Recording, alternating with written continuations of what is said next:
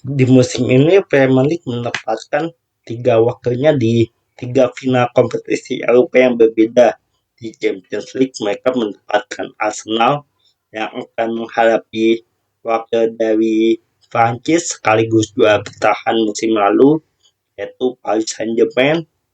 Lalu di Europa League mereka menempatkan Aston Villa yang di babak sebelumnya mereka baru saja mengalahkan kompatriotnya di Liga Inggris di semifinal, yaitu Nottingham Forest. Dan kemudian di Conference League ada Crystal Palace yang seharusnya di musim ini bermain di Europa League, tapi karena adanya aturan mati klub ownership, mereka harus diturunkan jadi Conference League dan harus mengalah dengan Lyon, dikarenakan posisi dari Lyon itu di Ligue 1 sedikit lebih tinggi ya dibandingkan dengan Crystal Palace yang lolos via jalur FA Cup, dan di final mereka akan menghadapi wakil dari Spanyol yaitu Rayo Vallecano. Dan sebenarnya ini Inggris bukanlah liga pertama yang menempatkan 3 wakilnya di 3 kompetisi Eropa yang berbeda. Sebelumnya di musim 2022-2023 ada Serie A ya yang menempatkan 3 wakilnya, yaitu Inter Milan di final Champions League, lalu ada AS Roma di final dari Europa League, lalu kemudian ada Fiorentina di final dari Europa Conference League. Dan ini masyarakat Italia menganggap pencapaian ini menjadi seperti penembusan dosa atas gagalnya Italia untuk lolos ke Piala Dunia 2022 di Qatar. Tapi sayangnya tiga finalis ini kalah di final dan tidak ada mengantongi satupun trofi, di mana Inter Milan harus takluk dari Manchester City di Champions League, dan di musim itu juga Manchester City meraih treble. Dan kemudian untuk AS Roma harus takluk di tangan Sevilla, dan juga di Conference League ada Fiorentina yang harus takluk dari wakil Inggris yaitu West Ham. Dan sebenarnya dengan menempatkan 3 wakil di final 3 kompetisi Eropa bukanlah hal yang spesial bagi Premier League, karena di musim-musim sebelumnya mereka sudah sering menempatkan wakil di 2 kompetisi Eropa ya, karena di Conference League baru dimulai di musim 2020-2021, jadi sebelumnya hanya ada 2 kompetisi.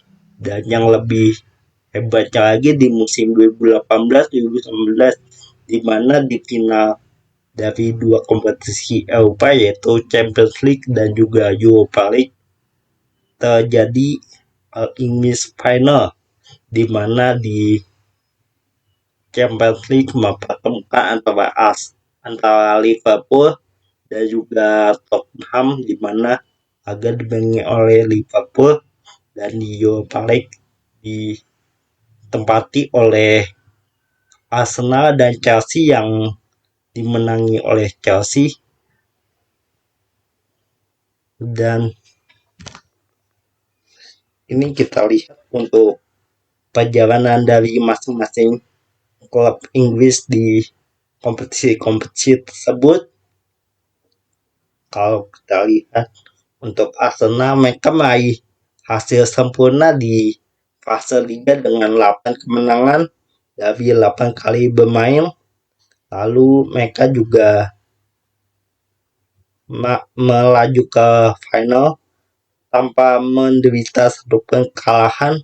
Mereka hanya mendapatkan hasil seri menghadapi Bayer Leverkusen di di round of 16, lalu mendapatkan hasil seri di leg pertama quarter final menghadapi Sporting CP dan juga menghadapi Atletico Madrid di semifinal. Mereka juga ditahan imbang. Untuk Aston Villa, mereka bercokol di peringkat kedua dari Europa League. Lalu mereka menderita satu kekalahan ya. Jadi mereka menang 7 kemenangan, meraih 7 kemenangan, dan di babak gugur mereka ini dari awal berarti mereka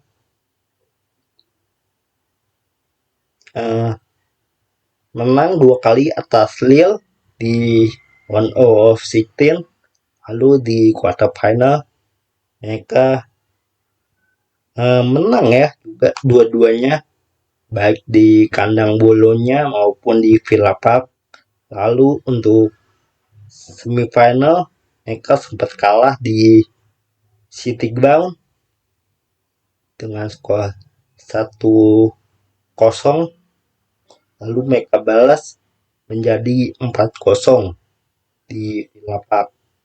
Terus kemudian kita lihat juga di Crystal Palace, walaupun mereka hanya menghadapi klub-klub semenjana dari ya Eropa Timur ataupun Eropa Tengah, tapi mereka bercokol di peringkat ke-10 dengan meraih 3 kemenangan, 1 hasil imbang dan 2 kekalahan ya. Dan di Conference League ini memang berbeda karena mereka cuma bermain 6 pertandingan dibandingkan Champions League dan Europa League. Mereka memainkan 8 pertandingan dan dengan cokolan di peringkat ke-10 mereka harus bermain di babak playoff, dan di babak playoff mereka hadapi wakil dari Tonstar ini dari Bosnia ya, dan mereka sempat ditahan imbang di leg pertama 1-1, tapi mereka berhasil menang di leg kedua. Lalu mereka juga menghadapi AEK Larnaca, ini klub dari mana ini? Dari Siprus. Dan mereka juga sempat ditahan imbang 0-0 di babak di leg pertama, dan kemudian di leg kedua mereka bisa hasil menang di Siprus. Lalu mereka menghadapi Fiorentina, di mana mereka kalah di leg kedua tapi masih menang agregat di mana? Di leg pertama mereka menang 3-0, lalu di leg kedua mereka kalah dengan skor 2-1 tapi dengan agregat itu mereka masih menang 4-2. Dan di semifinal mereka menghadapi dari Ukraina yaitu Shakhtar Donetsk, dan mereka menang dua-duanya. Lalu untuk prediksi dari Liga Champions itu kita lihat ya, untuk lawannya PSG hanya bercokol di peringkat ke-11 dengan 4 kemenangan, 2 hasil imbang dan 2 kekalahan. Lalu mereka harus bermain dari babak playoff ya, jadinya di babak playoff itu harus menghadapi sesama wakil dari Prancis. Sebenarnya ini dari Monaco sih, tapi dari Prancis juga di Liga Prancis, di mana mereka menang ya.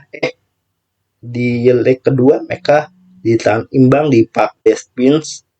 Di leg pertama mereka berhasil menang di Stade Louis. Lalu mereka mengaju menghadapi Chelsea dan juga menang baik di Parc des Princes maupun di Stamford Bridge. Lalu mereka kita bisa lihat juga untuk mereka juga menang menghadapi Liverpool dengan skor indetik 2-0 di kedua leg. lalu mereka menyuguhkan pertandingan yang seru di semifinal leg pertama menghadapi Bayern Munchen. Mereka berhasil menang 5-4 di Park des Princes, lalu mereka ditahan imbang 1-1 di Allianz Arena. Walaupun Paris Saint-Germain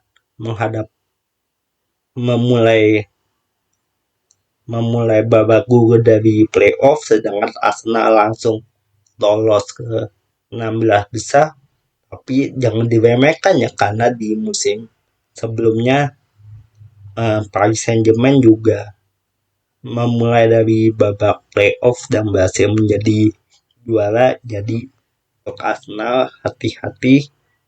Dan kalau kita lihat menurut FOMOB, Arsenal hanya memiliki nilai expected goal yaitu 61,8, sedangkan kalau kita lihat untuk PSG, dia memiliki nilai expected goal itu